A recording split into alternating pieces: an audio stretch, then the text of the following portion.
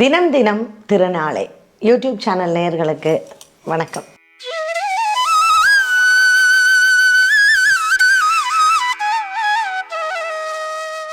இன்னைக்கு நாம் இந்த பதிவில் பார்க்க போகிறது என்ன அப்படின்னு பார்த்தீங்கன்னா, கேதார கௌரி விரதம். இந்த கேதார கௌரி விரதம்னா என்ன, இந்த வருடம் அது எப்போ வருது, அதனுடைய பெனிஃபிட்ஸ் என்ன, இதைத்தான் இந்த வீடியோவில் நம்ம பார்க்க போகிறோம். இந்த கேதார கௌரி விரதம் கைலாய மலையில் பார்வதி தேவி இந்த விரதத்தை கடைபிடித்தார்கள். இதனுடைய பின்னணி என்ன, இது எதற்காக அவங்க செய்யணும் அப்படின்னு பார்த்தீங்கன்னா, ஒரு ரிஷி இருந்தார். அந்த ரிஷி என்ன பண்ணுவார்னா, சிவபெருமான் மட்டும்தான் அவருக்கு, பார்வதி தேவியை அவர் மதிக்கவே மாட்டார். சிவபெருமான் மட்டும்தான் ஈஸ்வரன், அதாவது இந்த உலகத்தை ரட்சிக்கிறவன் ஈஸ்வரன் மட்டும்தான் சொல்லிட்டு அவர் ஈஸ்வரனை மட்டும்தான் வணங்குவார். அப்போ ஒரு நாள் பார்வதியும் சிவபெருமானும் நின்றுட்டு இருக்கக்கூடிய தருவாயில் அவர் சிவபெருமானை மட்டும் வலம் அவரை வணங்குறார்.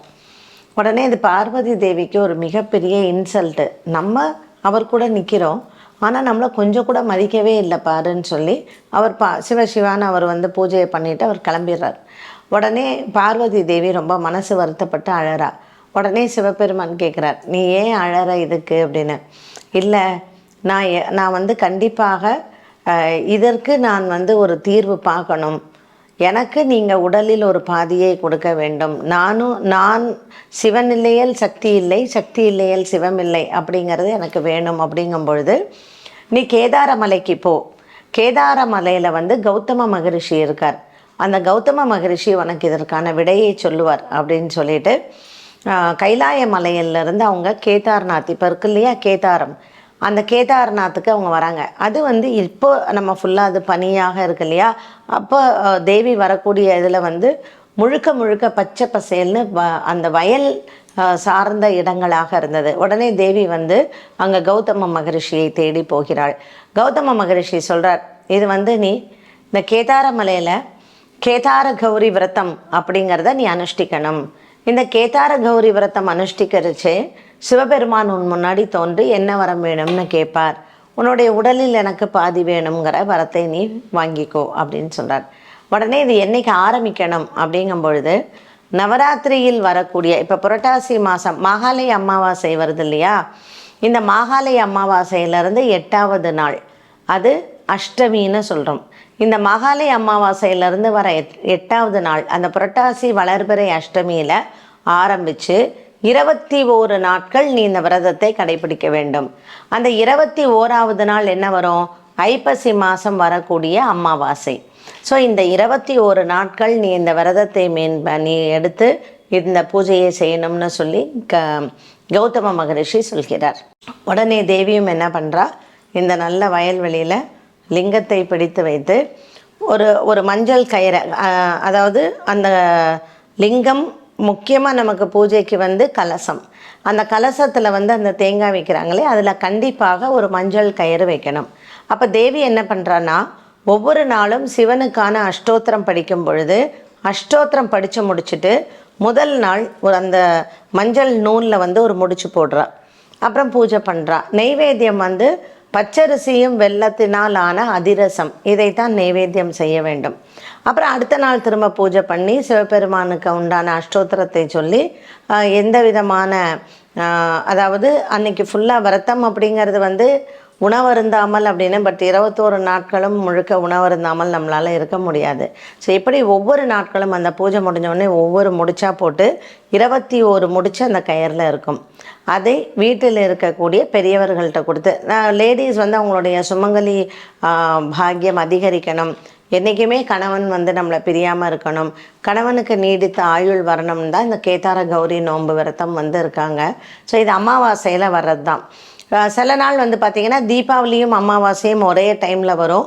இந்த வருடம் நவம்பர் மாதம் 1ஆம் தேதி அந்த அமாவாசை. ஸோ அக்டோபர் 31 தான் நமக்கு தீபாவளி.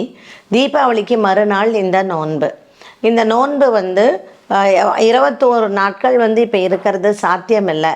அந்த ஒரே நாள் தான் அந்த அமாவாசை அன்னைக்கு இருக்காங்க. ஸோ எந்த நாளில் பார்வதி தேவி அந்த நோன்பை முடித்தாங்களோ, இப்போ நம்ம அந்த ஒரு நாள் மட்டும் நோன்பு இருந்து காத்தாலேருந்து சாயந்தரம் வரைக்கும் சாப்பிடாமல் இருந்து 21 வகைகள். இப்போ அதிரசம் பண்ணாங்கன்னா 21 அதிரசம் பண்ணணும். ஸோ அதிரசம்ங்கிறது கண்டிப்பாக இந்த நோன்பில் நாம் செய்ய வேண்டிய அந்த நெய்வேத்தியத்திற்கு வந்து அது கண்டிப்பாக நம்ம செய்ய வேண்டும். 21 அதிரசம் எடுத்து கோவிலுக்கு போய் தான் அதை வந்து அந்த விரதத்தை வந்து இது பண்ணுறாங்க. அப்புறம் அந்த நோன்பு சரடை வந்து பெண்கள் வந்து அவங்க வலது கையில் வந்து கட்டிக்கிறாங்க. அது கணவன்மார்கள் அந்த நோன்பு கயிறை வந்து கையில் கட்டணும். இதில் கண்டிப்பாக 21 முடிச்சு வந்து போடணும் அப்படிங்கிறது விதி.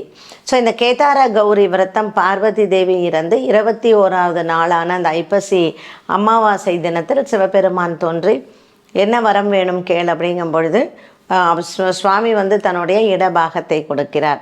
ஸோ இந்த இடபாகத்தில் சுவாமி வந்து அம்பாளை வந்து தன்னுடைய இடபாகத்தில் அர்த்தநாரீஸ்வரராக அன்றைய தினத்தில் இருந்தாலும் கார்த்திகை பௌர்ணமி அன்னைக்கு திருவண்ணாமலையில் அவர் ஜோதி ரூபமாக நம்ம வணங்குறோம் இல்லையா, அர்த்தநாரீஸ்வரராக அவர் வருகிறார். ஸோ இந்த புரட்டாசி மாதத்திலிருந்து வந்த அமாவாசையிலிருந்து புரட்டாசி, ஐப்பசி மற்றும் கார்த்திகை இந்த 3 மாதங்களுமே ரொம்ப விசேஷமானது தான். இந்த கேதார கௌரி விரதம்ங்கிறது இந்த நவம்பர் மாதம் 1ஆம் தேதி இந்த அமாவாசை தினத்தில் நம்ம இந்த விரதத்தை பெண்கள் அனுஷ்டிக்க வேண்டும். 21 வகையான கனிகள் வந்து நீங்கள் வைக்கலாம். இப்போ நீங்கள் வந்து 21 அதிரசம் கண்டிப்பாக செஞ்சு வைக்கணும். அதே போல் கனிகளில் 21 வகை வைக்கலாம்.